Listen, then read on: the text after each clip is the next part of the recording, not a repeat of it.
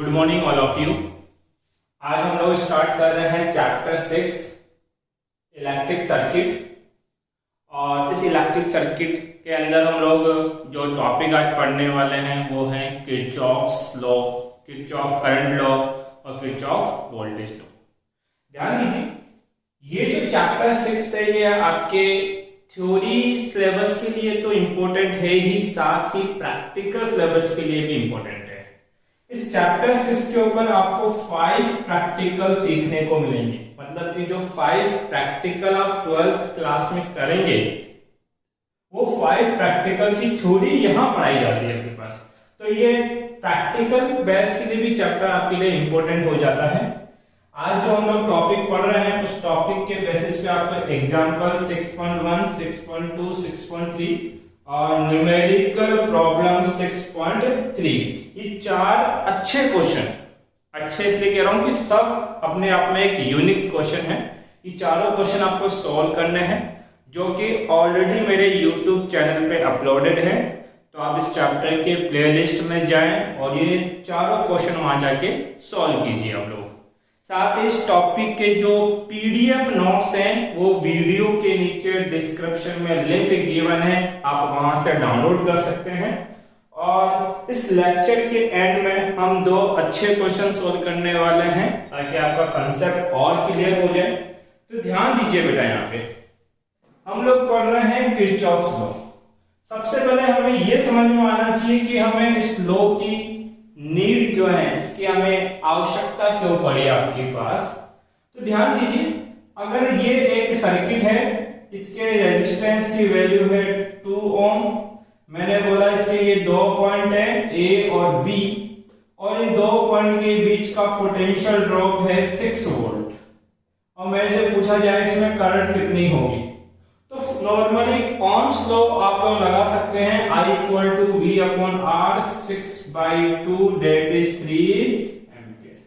अगर बहुत simple circuit है तो ओम्स लॉ के हेल्प से आप लोग करंट कैलकुलेट कर सकते हैं, वोल्टेज कैलकुलेट कर सकते हैं।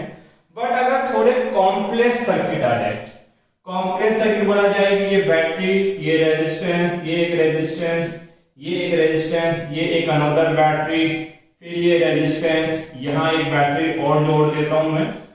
इस टाइप का कोई सर्किट आ गया और यहाँ इन बैटरी और रेजिस्टेंस की वैल्यू गिवन है।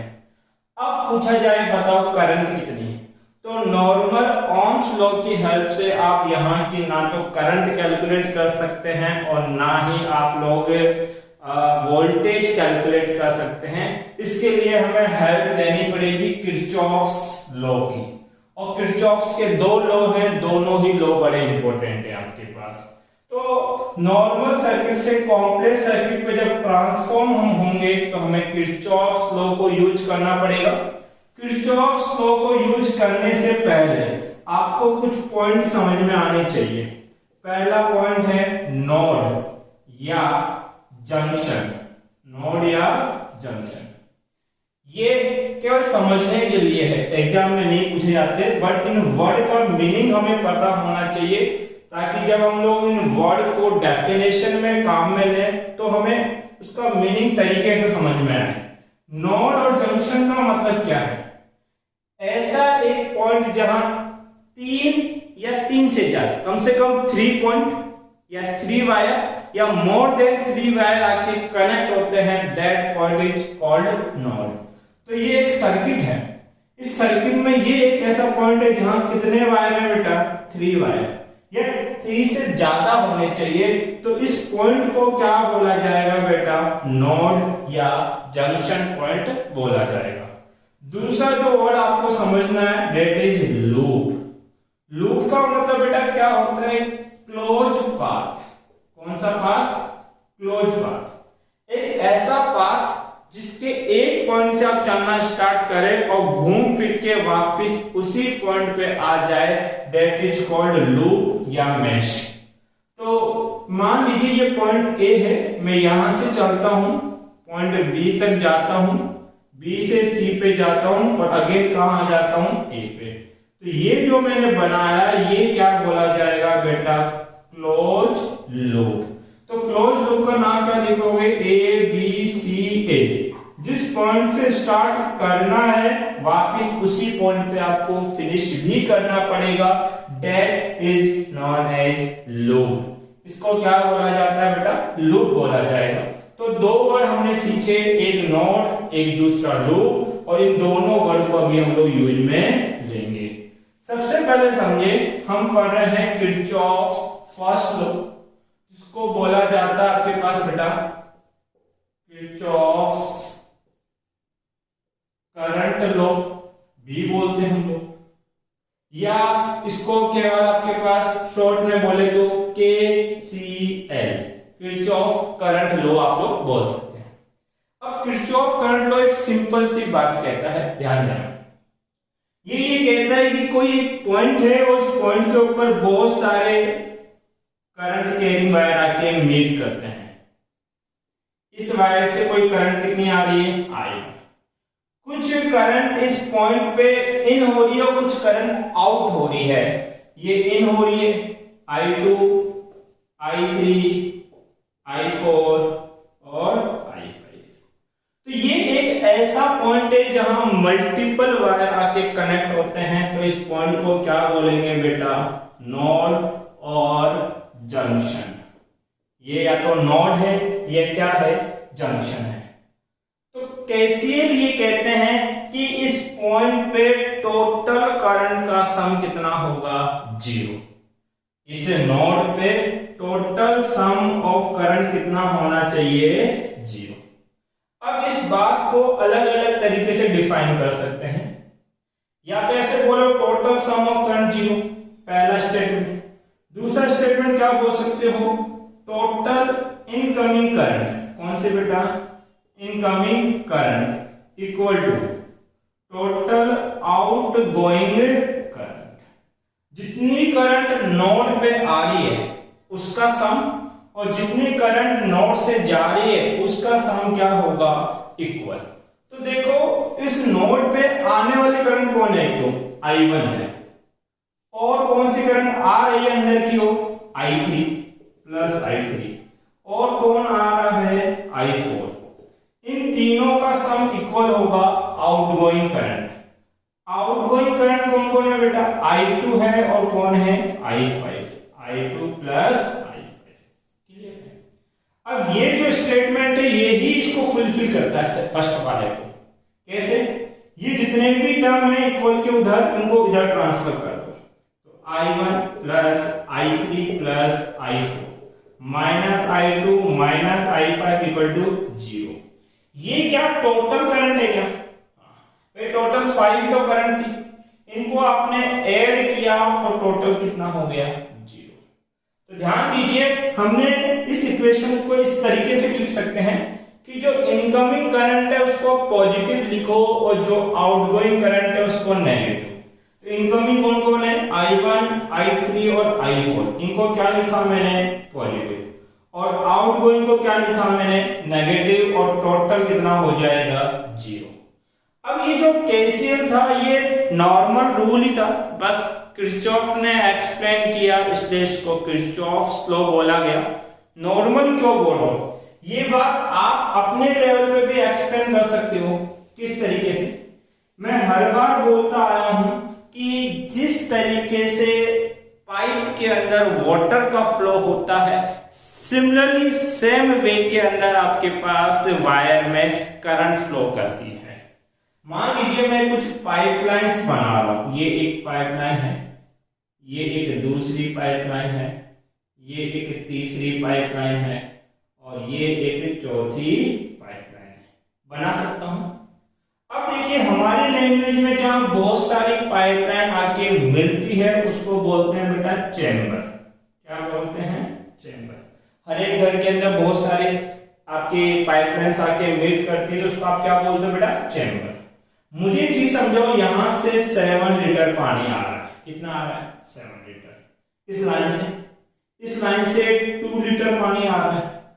यहां से मान लीजिए 6 लीटर पानी आ रहा है और इससे पानी बाहर जाएगा। तो बताओ इसमें से कितना पानी बाहर जाएगा? भाई जितना इन किया उतना ही तो आउट होगा। जितना इन करेगा उतना ही पानी क्या होगा? आउट होने वाला है। तो 7 और 2 9, 9 और 6 कितना 15, तो हम बोलेंगे इसमें कितना लीटर जाएगा 15 लीटर। अगर मैं आने वाले वाटर को पॉजिटिव कंसीडर कर लूं और जो बाहर की तरफ जा रहा है उसको नेगेटिव कंसीडर करूं, तो बताइए टोटल सम कितना होगा। इसका मतलब 7 + 2 + 6 - 15 = कितना 0। ये 0 क्या बताता है कि ये जो चैम्बर है, ये नोड है, इस नोड पे कभी कोई वाटर स्टोर नहीं होगा। जितना इन करेगा उतना कहीं से आउट हो जाएगा। इसके पास कितना वाटर रहेगा 0। यही बात तो यहां बोली गई कि इस नोड पे या इस जंक्शन पे टोटल करंट की वैल्यू कितनी होगी 0 होगी आपके पास। और यही क्या बना बेटा किरचॉफ्स करंट लॉ।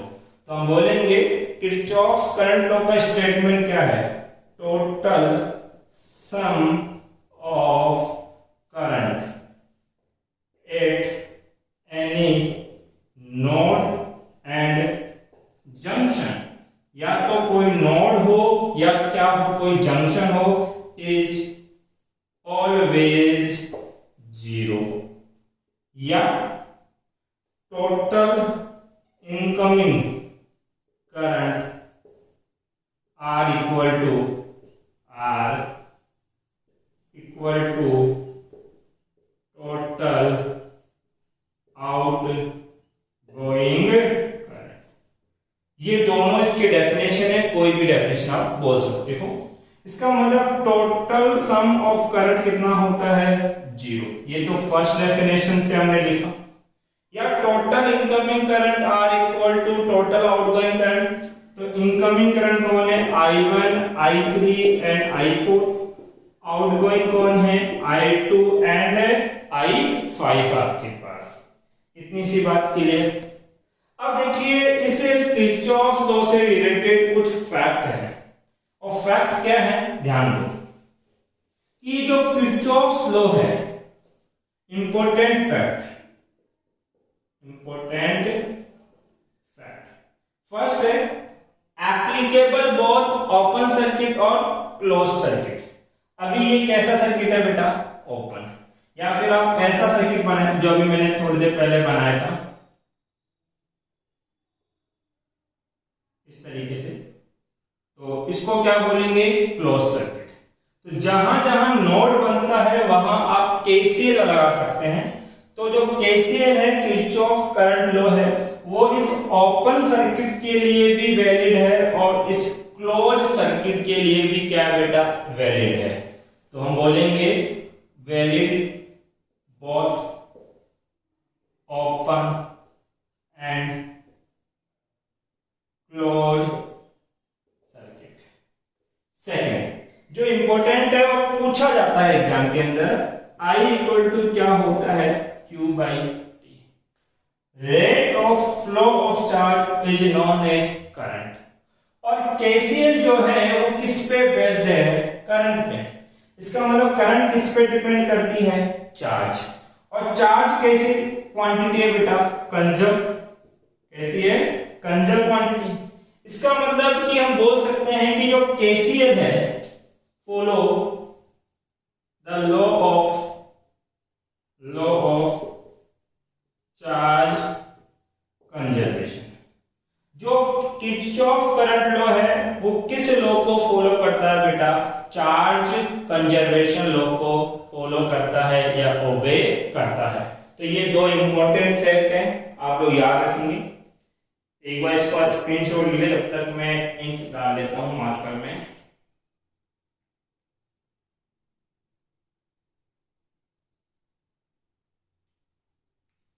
देखिए बेटा इस केसीएल पे बेस राजस्थान बोर्ड ने क्वेश्चन पूछा था। अब क्वेश्चन का डेटा तो मुझे याद नहीं, बट पैटर्न मैं बता देता हूं कि किस पैटर्न के ऊपर वो क्वेश्चन था। किस पे बेस्ड बेटा केसीएल पे बेस्ड। तो क्वेश्चन किस टाइप का था ध्यान देना, राजस्थान बोर्ड का पूछा हुआ क्वेश्चन है।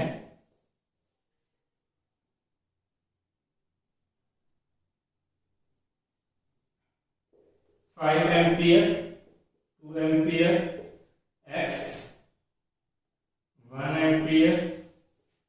y 0.5 ampere, I current calculate करनी है। ऐसा कोई सर्किट दे देगा और लास्ट में पूछेगा कि बताइए यहाँ जो करंट फ्लो करके बाहर निकलेगा उसका अमाउंट कितना होगा।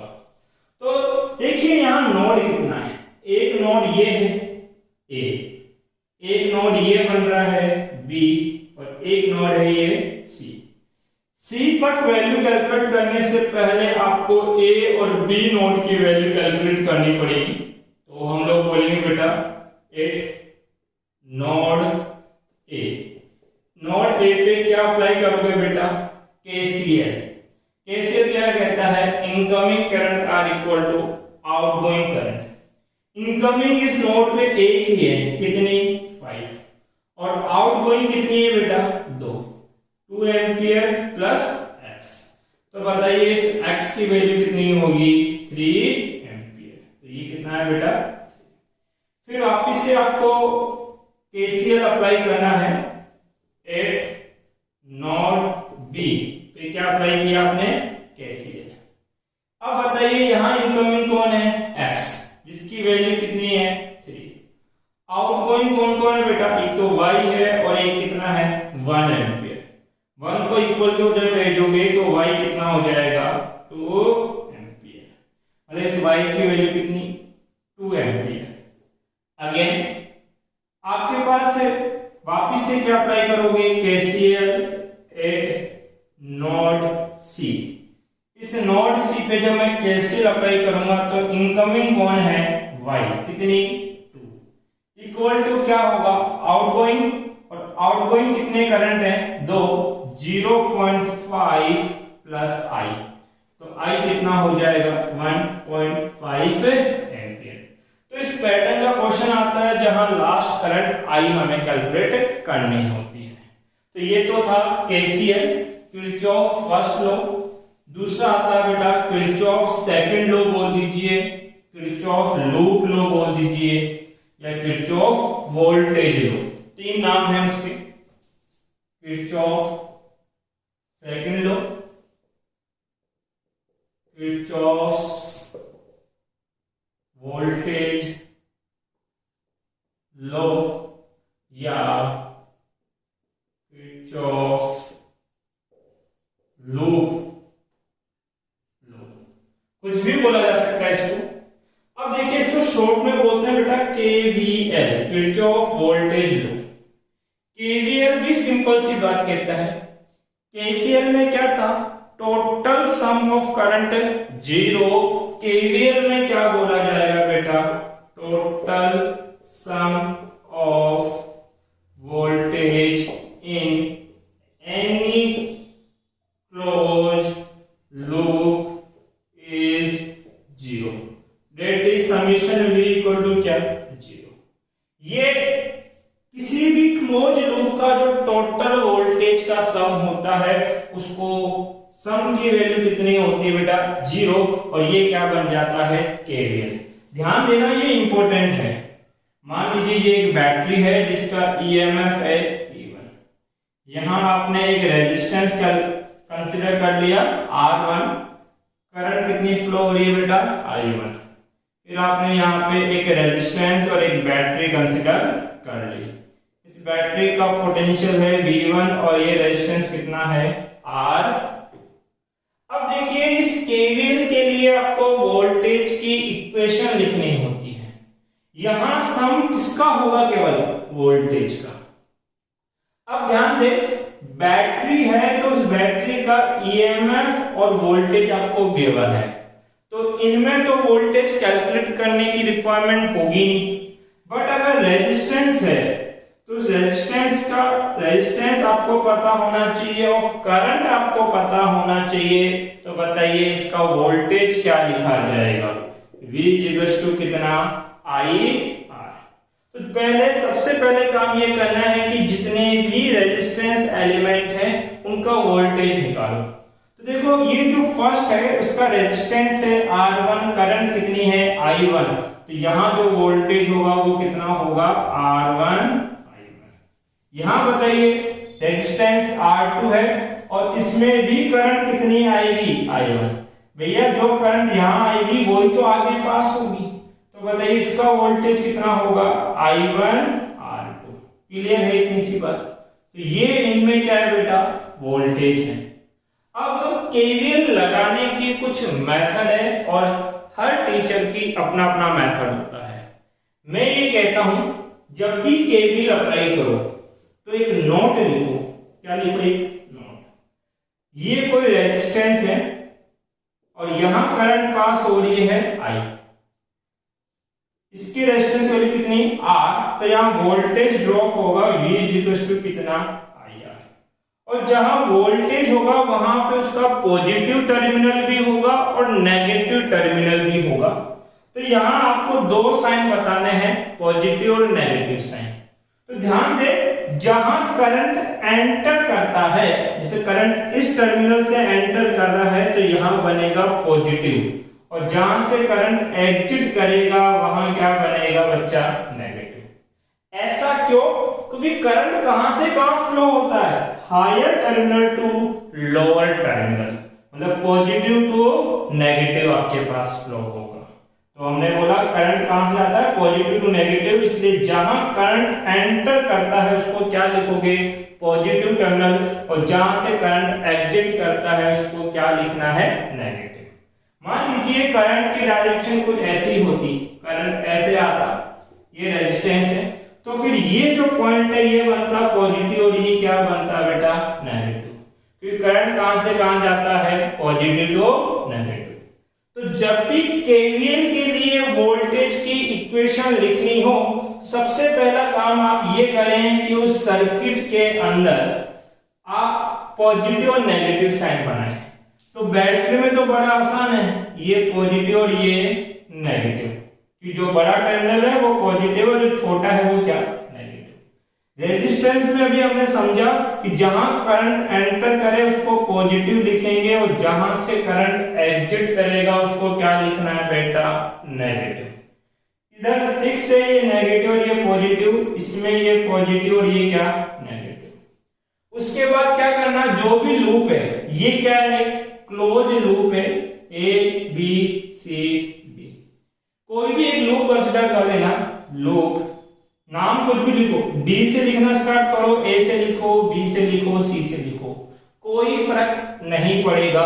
तो लूप क्या है, A B C D, again कहां, A। जिस पॉइंट से स्टार्ट करो वापस उसी पॉइंट पे आना है आप लोगों को। क्लियर है इसी बात।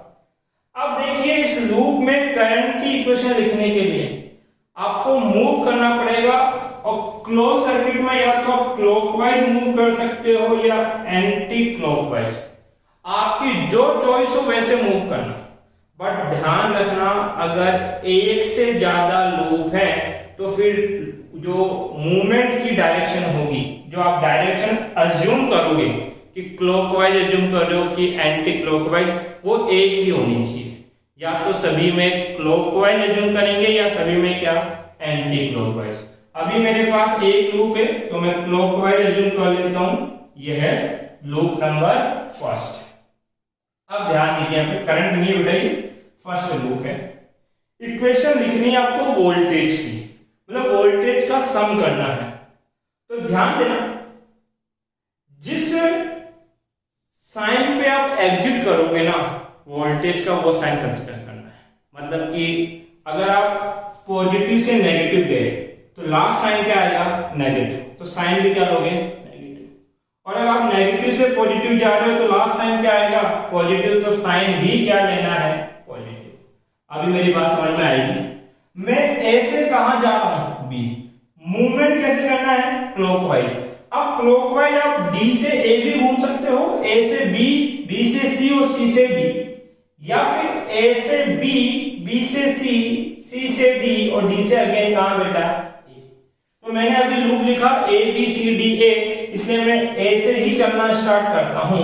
मैं ए से कहां जाऊंगा, बी पे। तो पहला एलिमेंट कौन आएगा, ये ईएमएफ, लेकिन ईएमएफ के पॉजिटिव से कहां गया, नेगेटिव।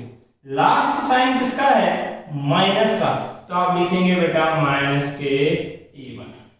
भाई या तो वोल्टेज होगा या ईएमएफ होगा, तो यहाँ ईएमएफ है और साइन क्या दिया मैंने माइनस का, क्यों, क्योंकि लास्ट था। अब बी से कहां गया सी, बी से सी के बीच में कौन है रेजिस्टेंस, और इस रेजिस्टेंस का वोल्टेज कितना है सर, ये है R1 I1, बट इसका भी साइन होगा। तो देखो यहाँ प्लस है और यहाँ क्या है माइनस, लास्ट क्या है माइनस, लास्ट क्या है माइनस, तो ये लिखोगे बेटा माइनस के R1 I1। फिर सी से कहां जाओगे डी, तो कितने एलिमेंट हैं दो, एक तो बैटरी है और दूसरा रेजिस्टेंस है। तो बैटरी का पोटेंशियल पता है क्या, यस, कितना है V1 है, कितना है V1। साइन क्या लेंगे इसका सर, यहां जाएंगे माइनस से कहां प्लस, तो लास्ट प्लस है इसलिए क्या लिखोगे प्लस V1।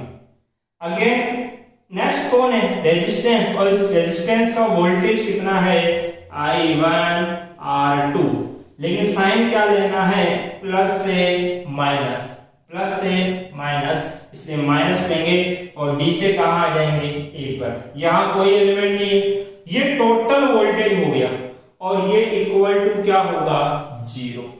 ये ही केवीएल की इक्वेशन है, ये लिखना आना बहुत जरूरी है, क्योंकि ये आएगा तो ही आप क्वेश्चन कर पाएंगे, और ये लिखना आप सीख जाओ। इसके लिए मैं 2 अच्छे एग्जाम्पल करा रहा हूं, उन पे ध्यान देना। अगर वो 2 एग्जाम्पल आपने सीख लिए तो आप केवीएल की कोई भी इक्वेशन लिख सकते हो। अब देखिए वो 2 एग्जाम्पल क्या है, ध्यान दीजिए। पहले एक छोटा एग्जाम्पल करेंगे और फिर एक स्टैंडर्ड एग्जाम्पल हम लोग करने वाले हैं। तो पहला क्वेश्चन है कुछ इस तरीके से, 200 ओम, ये 5 वोल्ट की बैटरी है,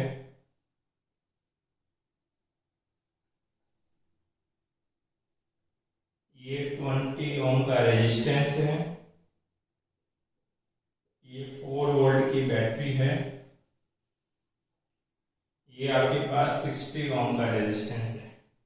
करंट की डायरेक्शन क्वेश्चन में गिवन है, इसको आई बोला गया है, तो इसमें भी आई करंट जाएगा, इसमें जाने वाली करंट को I1, यहां जो करंट जा रही है वो है I माइनस I1, इसमें भी करंट क्या है बेटा I माइनस I1, ठीक है। अब क्वेश्चन कह रहा है कि determine value of current in each branch. तो देखो इस वाली ब्रांच में करंट कितनी है I कैलकुलेट करना है, इस वाले ब्रांच में करंट कितना है I1, ये कैलकुलेट करना है, और यहां इस ब्रांच में करंट कितना है I माइनस I1, ये आपको कैलकुलेट करना है। अब देखिए ये थोड़ा सा कॉम्प्लेक्स सर्किट है, यहां आप डायरेक्ट ohms तो नहीं लगा सकते, तो सबसे पहले केवीएल और केसीएल लगाने के लिए आप ऐसा करो, पॉइंट बनाओ A B C D, या तो क्वेश्चन में ऑलरेडी पॉइंट दिए होंगे और नहीं दिए तो आप बना लीजिए। उसके बाद सेकंड काम क्या करना है, साइन बनाना है, ये बैटरी का पॉजिटिव और ये नेगेटिव, करंट एंटर कर रहा है तो ये पॉजिटिव और ये नेगेटिव, करंट इधर ऊपर जा रहा है तो ये पॉजिटिव और ये नेगेटिव, इसका ये नेगेटिव और ये पॉजिटिव, इतने ही एलिमेंट है टोटल, नहीं ये भी तो है, इसमें करंट नीचे आ रहा है तो ये पॉजिटिव और ये क्या है बच्चा नेगेटिव। उसके बाद क्या करना है, क्लोज लूप, देखो एक लूप तो है A B D A, और एक लूप है आपका B C D B, कितने लूप है बेटा 2, दोनों लूप में आपको केवीएल की इक्वेशन लिखनी है, तो पहले किस डायरेक्शन में लिखनी है वो डायरेक्शन आपको फिक्स करनी पड़ेगी, चाहे सर आप क्लॉकवाइज डायरेक्शन में लिखो चाहे एंटी क्लॉकवाइज, कोई फर्क नहीं पड़ता। तो मैं इन दोनों लूप, ये लूप नंबर फर्स्ट और ये लूप नंबर सेकंड, दोनों लूप में डायरेक्शन कैसी बताती बेटा क्लॉकवाइज, दोनों लूप में केवीएल की डायरेक्शन लिखते हैं, केवीएल की इक्वेशन, तो हम लिखेंगे apply KVL in loop first, loop first में केवीएल लगाएं तो केवीएल कैसे लिखा जाएगा आपके पास, लूप का नाम क्या है बेटा ए बी डी। कैसे लिखना है, किस डायरेक्शन में लिखना है, क्लॉकवाइज। तो ऐसा करते हैं, ऐसे लिखना स्टार्ट करता हूं। सबसे पहले कौन है, रेजिस्टेंस। रेजिस्टेंस में वोल्टेज क्या होता है, रेजिस्टेंस में वोल्टेज होता है करंट मल्टीप्लाई बाय रेजिस्टेंस। तो बताइए यहां रेजिस्टेंस में वैल्यू कितनी है, 200, और इससे कितनी करंट पास हो रही है, I माइनस I1। और मैंने कहा था साइन क्या लेते हैं, जो लास्ट में जाते हैं, प्लस से कहां गया, माइनस, तो लास्ट साइन क्या लोगे बेटा, माइनस। फिर B से कहां आओगे, D तक। जब B से D तक आऊंगा तो बताइए इसका वोल्टेज कितना होगा, रेजिस्टेंस कितना, 20, करंट कितनी, I1, और माइनस से कहां आ रहा हूं, प्लस, इसलिए क्या लिखूंगा बेटा, प्लस 20 I1 आपके पास। फिर D से कहां जाओगे, A तक, तो कौन है, बैटरी, कितना वोल्ट, 5 वोल्ट, प्लस से कहां जाओगे, माइनस, माइनस इक्वल टू क्या, 0। ये हमारी इक्वेशन बनी, इसको अंदर सोल्व करो, माइनस के 200i माइनस माइनस प्लस के 200 ऑफ I1 प्लस के 20i1 माइनस 5 को उधर भेज दो, प्लस 5 हो जाएगा। अब ये तो 200 तो एज इट इज बेटा, माइनस के 200i1 प्लस 20i1 प्लस के 220 of I1 equal to 5। Equation number first. ऐसे ही क्या करना है बेटा, apply KVL in loop second, या तो सेकंड लिख लो, और सेकंड का नाम क्या है, B C D B। देखो बेटा मैं क्लॉकवाइज ही घूम रहा हूं, B C D B। ऐसा करते हैं, B से कहां जाते हैं, C पे, कौन है, रेजिस्टेंस, और रेजिस्टेंस का वोल्टेज कितना होता है, resistance multiply by current, current कितनी है इसमें, I, प्लस से कहां गया, माइनस, इसलिए क्या लिखूंगा मैं, माइनस के 60 है। C से कहां जाऊंगा, D पे, कौन आएगी, बैटरी, बैटरी का वोल्टेज कितना है बेटा, 4। साइन कैसा लोगे, माइनस से कहां गए, प्लस, तो लास्ट वाला साइन लेते हैं, इसलिए क्या लिखोगे बेटा, प्लस 4। फिर D से कहां जाओगे, B, कौन आया बेटा आपके पास, रेजिस्टेंस, कितना, 20, करंट कितनी है इसकी, I1, और साइन क्या लेना है, प्लस से क्या, माइनस, माइनस के 20i1, और ये टोटल सम कितना होना चाहिए, 0।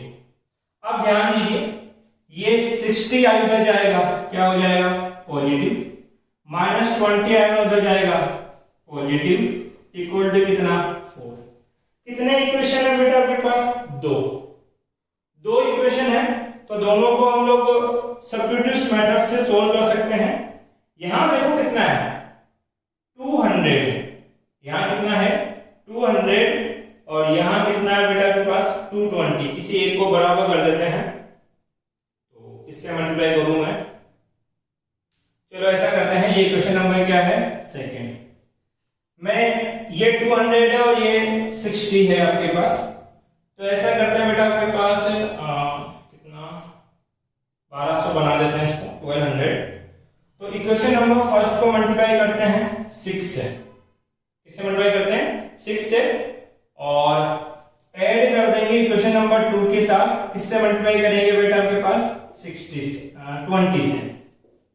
देखो फर्स्ट को मल्टीप्लाई करो 6 से, 200 मल्टीप्लाई 6 कितना, माइनस के 1200 ऑफ I। इसको भी 6 से मल्टीप्लाई करो तो 0, 6 3 जा 12, और 12 और 1 13, कितना बेटा, प्लस के I1 इक्वल टू, इसको 6 से करो, 6 5 जा कितना बेटा के पास, 30। इसको किससे करना है बेटा, 20 से, 60 मल्टीप्लाई 20 कितना होगा, 1200 of I, plus 20 multiply 20 400 of I1, 20 multiply 4 कितना बेटा, 80। ये अपोजिट साइन है, कैंसिल हो गए, 1320 प्लस 400 कितना हो जाएगा, 1720 ऑफ I1 इक्वल टू 80 और 30 कितना बेटा आपके पास,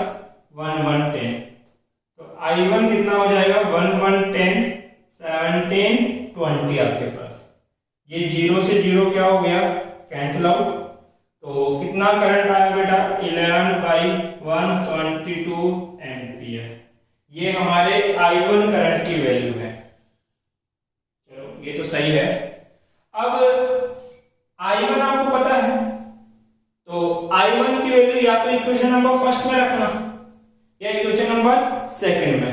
तो कौन कैलकुलेट हो जाएगा बेटा, I करंट कौन हो जाएगा, बेसिकली क्वेश्चन के अंदर केवल I1 पूछा था, तो वो I1 हम लोग कैलकुलेट कर चुके हैं। बाकी मैथमेटिक्स हमारा टारगेट था इस KVL की इक्वेशन को कैसे लिखा जाता है वो सीखना।